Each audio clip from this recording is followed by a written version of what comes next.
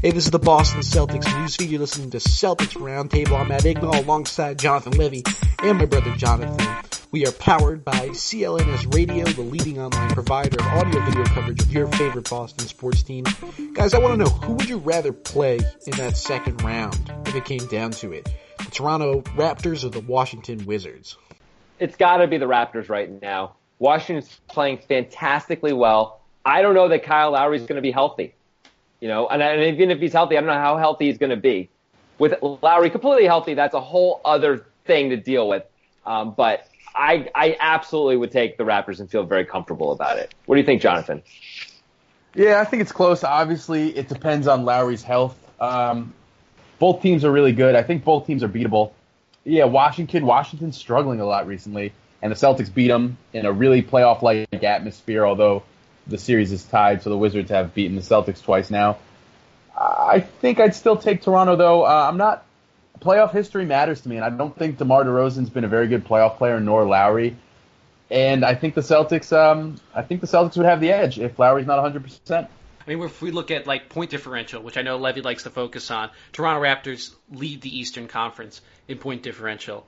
I think he's going to be fine. I don't know. We'll see. It's still up in the air, but I think I'd rather face the Wizards. The Raptors have a lot of talent on that team, kind of top to bottom. I think the Celtics have a good chance to beat the Wizards, regardless of who's healthy or not. If the Raptors are fully healthy, I think they're going to be pretty clearly favored in a series, even if the Celtics get home court advantage, which is looking likely. All right, next question. I got one. So the last 3 games that Terry Rozier has been at least suited up for and ready to go in, he played 0 minutes against the Pacers. He played 15 minutes in a blowout win against Phoenix. You may recall another player had some points, scored a relatively high number of points in that game. Terry Rozier played 15 minutes only. And then against the Heat on Sunday, he played 4 minutes with an 0 for 1 and 1 rebound line, and that's it. Is Terry Rozier falling completely out of this rotation? Will we see him in the playoffs? Yes, because Brad Stevens never lets anyone fall completely out of the rotation. Yeah, I think a tight leash for Terry would be great. 4 minutes if he plays well. Keep him out there. Who knows? He brings the energy. He's super athletic, and he can be a little spark off the bench. Especially if Marcus Smart is shooting this way. Marcus Smart's shooting has never been good, but I'm not sure if it's been worse. Terry's is no better. Terry's is better. It's not much better, but he shoots a lot less, at least. If Rozier's athletic. I don't know how much longer he's going to be on this team. Well, if he is on the team, we can serve up a hot spaghetti ranch white bread sandwich, sugar sandwich to Evan Valenti. Yeah, well, that would be important to do. I know Terry loves it. Terry loves to make those. Have you guys ever actually had one of those sandwiches? No, of course not. It's disgusting. Why are you afraid of the sugar sandwich, Jonathan? The spaghetti sugar sandwich? I've just never. I just don't know. We had this conversation last podcast. Yeah, Levy clearly didn't listen. That's why. No, I don't listen to you guys if I'm not on. Yeah. That's a joke. I have a question for the listeners. Just how good is the SeatGeek ticketing app? What makes it so great? Is it that it's the smartest way to get the tickets or the easiest way to get tickets to every Celtics game? Well, I don't know, but I will say this. With its seamless mobile experience, you can buy and sell tickets in just 2 taps. So it might be that. But it also might be that it doesn't end with the Celtics or any other NBA game, because you can also get concert, comedy, and theater tickets. And, of course, it's all fully guaranteed. You listeners can support this Boston Celtics Roundtable production and get a $20 rebate off their first SeatGeek purchase. Here's how. Download the free SeatGeek app, go to the Settings tab, and click Add a Promo Code, and enter that promo code CELTSNEWS, all one word. And SeatGeek will send you $20 after you've made your first ticket purchase. Download the free SeatGeek app and enter promo code CELTSNEWS today. All right, it was a great Sweet 16 and Elite 8, and I'm looking forward to the Final Four. I don't know about you guys. However, unfortunately for Celtics fans, there's no player in the Final Four who the Celtics will consider drafting with one of their top 4, hopefully not 5. But is there anyone who moved up or down in your mind? At least a guy that the Celtics might consider drafting over the course of the tournament? No, because the player that I want the Celtics to draft did not play in the tournament, and all the other guys kind of did what I expected them to do, and you can't really rely on the tournament too much for those guys. For the second-round pick, I know the two-way contracts help, but I think the Celtics are going to need to do some Euro stashes again. or trade those second-round picks because they just don't have the roster spots? There was one guy who, in my mind, moved up a little bit, and that's De'Aaron Fox. He put up 39 against UCLA. I mean, that's crazy. The guy can't shoot from the outside. And I know UCLA is not a great defensive team or anything like that, but come on, 39 in an NCAA game in a huge spot to win the game? Oh. I don't know. That was incredibly impressive to me. I'm not saying he actually necessarily moves up very far, but maybe he moves like from 7 to 5 or something like that. I think he's now probably the third point guard chosen for sure, instead of sort of in that glut of that group of the next guys. De'Aaron Fox, the shooting's still a question mark after this game. I know he hit a big three in the UNC game, but you can't rely on the tournament too much. Yeah, for me, I don't think anyone really moved too much. I would say, I mean, De'Aaron Fox at 39 points was impressive, but if you looked at UCLA's pick and roll coverage, it was basically non-existent. Like, Lonzo Ball would get hit with the screen, and then De'Aaron Fox would just go, like, right to the rim. And I know he's fast, but UCLA, I don't think, was prepared to defend in that game. I think it's very unlikely that the Celtics would draft him, even if they got the 4th pick. Like, if they're going to draft another guard, it should be a guy who's got a real good chance at becoming, like, a franchise-level talent. Like, I could see De'Aaron Fox becoming, like, a starter, I guess, in the NBA. And if he becomes a really good shooter, then basically become anything. But if the Celtics are going to add another guard to their team, or another point guard specifically, he better be a special talent. And I don't think De'Aaron Fox is quite at that level. And you can get a good point guard. So if you're going to draft a point guard, he needs to be like a Markelle Fultz, Alonzo Ball type. Because if you get a De'Aaron Fox, you don't know. And you can get those kind of guys everywhere. I mean, how many good point guards really are there in this league? I think there's about 25. That sounds a little overstated, but there's a lot of good point guards for sure. It's probably the biggest glut of talent in the league. But by the way, Matt, when you're talking about getting a point guard who has at least the potential to become a true star in the league, are you thinking of a guy like Dennis Smith then? De'Aaron Fox, I feel like he has to become a good outside shooter. He's really fast, but he's not like super strong or anything, and he's not like incredibly skilled. Like he's a solid passer in transition, but I've seen more skilled guys. So he's really athletic, and because of his skinny frame, he's going to have to learn how to shoot in order to become that. And he just hasn't really shown too many signs of it. Although the free throw shooting's good, I think he's a really good prospect. As far as Dennis Smith, I worry a little bit about his like competitiveness. Again, I think he needs to become a really good shooter as well in order to reach that level, because he's not giving you anything on the defensive end. Are you worried about Markelle Fultz's competitiveness or Ben Simmons' competitiveness?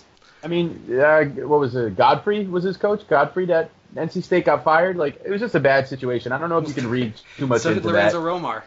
Exactly, but you don't knock Fultz for not being competitive. I know Dennis Smith. No, I mean, I would, sure. Yeah, if I were to knock on Fultz, I would say that I would have expected him to do at least something this year besides put up mostly empty stats.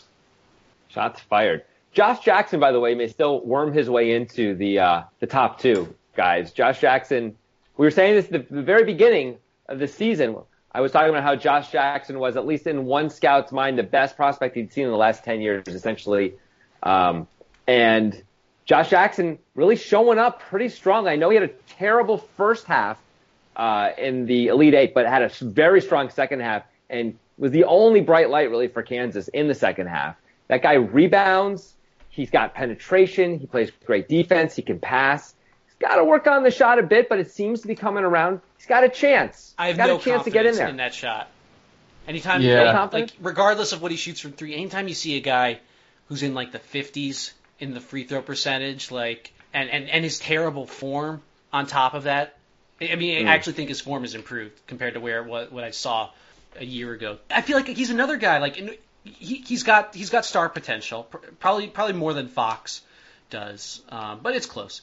Like, how does he become a great player as opposed to a merely good one if he doesn't have that jump shot? He's not incredibly strong either. You see him go to the basket, and he can get bodied a little bit and throw up some pretty rough-looking shots around the rim if he's not getting all the way to the cup, and he can't go through guys. So, I mean, again, if you think that Josh Jackson is going to be a star, I don't see a real path for him to do it unless he becomes a good jump shooter, and that's not the highest odds proposition.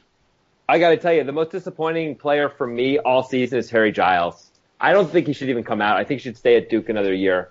Everyone still has him coming out in all the mock drafts, but I think he should just stick around, get healthy, and try and become the dominant player he's supposed to be. Because right now he's going like bottom of the first, or in the second round in some mocks at this point, and it's just sort of like teams taking a shot, like, spinning the wheel of fortune and hoping it all works out.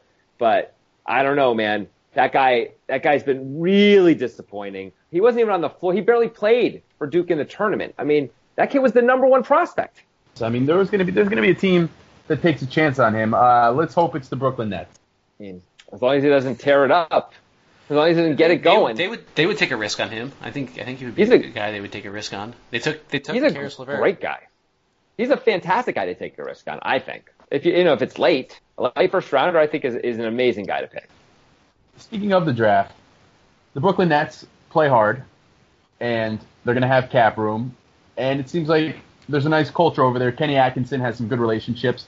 Moving forward, they're not going to be a good team next year, but they're probably going to be better than this year, and they might not be in the bottom 5. Who knows? That being said, would it be wise for the Celtics to trade that 2018 pick? I mean, it all depends on what's in play, right? I mean, if it's for Jimmy Butler and that's all they have to give up, sure, that sounds okay. But if you're not getting a real big-time player back, I don't think they should work too hard to trade it. The Nets are going to be terrible next year, too. The Nets are going to be looking to move Brook Lopez as they were this year. They're going to look to move him even more because he's going to be that much closer to be able to leave with no compensation at all when it doesn't do anything for that. 7 years. Brook Yeah, Lopez is going nowhere. I can't believe they didn't trade him this year, but it's going to happen eventually. It has to. It has to. I mean, Jeremy Lin is also on a very movable deal at this point, and when they signed him, it couldn't have just been so they can get some more wins. It also had to be with the future in mind, where they could trade him and get some assets back, and usually that would be draft assets back for him. He's making like $12 million a year in this NBA. That's really good. He's a very good bench player and bad starter, but reasonable starter if you have to start him. Some team was going to want him and will be willing to give up a first-round pick at some point, I think. So I just think they're going to trade their good players if the guys are older. And I think they're going to be bad again. Levy, here's a hypothetical for you. Let's say the Boston Celtics get the 3rd pick in the 2017 draft. Would that 2018 draft pick, would you dangle that to try to move up to the 1st pick? Absolutely not. No freaking way. Matt, there's just not enough. I'm not going to give up 2 bullets for 1, man. Like, the 3rd pick is still really good in this draft. I know we just spent the last 10 minutes picking apart these guys, but everybody comes in the league with holes. Nobody comes fully formed except maybe, I don't know, LeBron? Maybe, although everyone's worried about his outside shot. And by the way, it took till this year for him to have a good 3-pointer. Maybe Shaq came fully formed. Nobody does. So, you're always going to be able to find something wrong with players. So, no, I don't think it's worth moving up just essentially to get that one little bit, a little bit more upside to give up what could be the number 1 overall pick in the 18 draft. There's no way I want to do that. Do you? The 3rd pick might be Josh Jackson. I'm not in love with Josh Jackson. I think the Celtics already have enough blue-collar defensive beasts who can't shoot. I don't know. I just think that maybe that 2018 pick could be used to lure a guy like Paul George or Jimmy Butler this summer, not add it to get Markelle Fultz, By the way, the Celtics have one blue-collar defensive beast who can't shoot. He chucks up enough bricks for 2, though. Just remember that the 2016 draft was a 2-player draft, and it was heartbreaking. I'm sure you guys remember when the lottery happened and the Celtics were announced at number 3. It was like, oh, so close. But now, I don't think there's any Celtics fan or really almost any NBA fan who would trade Jaylen Brown straight up for Brandon Ingram.